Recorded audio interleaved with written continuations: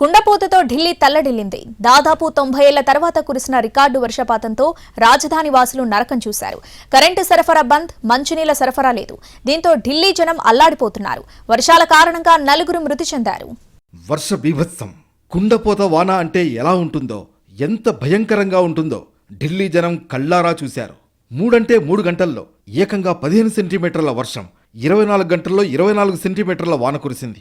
ఈ ఏకధాటి జడివానతో ఢిల్లీ తల్లడిల్లింది. 90 ఏళ్ల క్రితం ఇంత వర్షం పడినా అప్పట్లో ఇంత కాంక్రీట్ నిర్మాణాలు లేవు.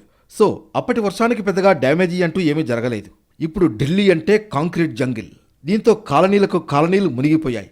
రోడ్లు జలమయమయ్యాయి. రోడ్ల పక్కన గోతులు ఏర్పడ్డాయి. రోడ్లపై ఉన్న సవ్వేలు మునిగిపోయాయి. కార్లు, బైకులు నీళ్లలో మునిగాయి. చెట్లు కూలాయి. రోడ్లు కొట్టుకుపోయాయి.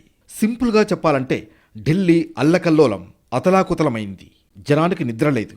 ఇంట్లో నీళ్లు, ఇంటి బయట నీళ్లు, అంతా తడిసి ముద్దయింది. వేలాది వాహనాలు నీళ్లల్లో మునగటం, చెట్లు కూలి డ్యామేజ్ కావడం జరిగింది. కరెంట్ సరఫరా బంద్ అయింది.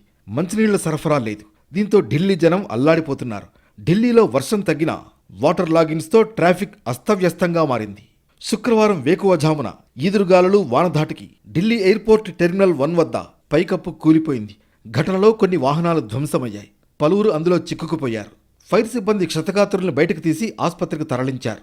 అయితే ఈ ఘటనలో ఒకరు మరణించినట్లు అధికారులు ధృవీకరించారు. 6గురికి గాయాలయ్యాయని, అందులో 3గురికి తీవ్ర గాయాలయ్యాయని వైద్యులు తెలిపారు. ప్రస్తుతం అక్కడ సహాయక చర్యలు కొనసాగుతుండటంతో టెర్మినల్ వద్ద కార్యకలాపాలను పూర్తిగా నిలిపివేశారు. దీంతో ప్రయాణికులు ఇబ్బంది పడుతున్నారు.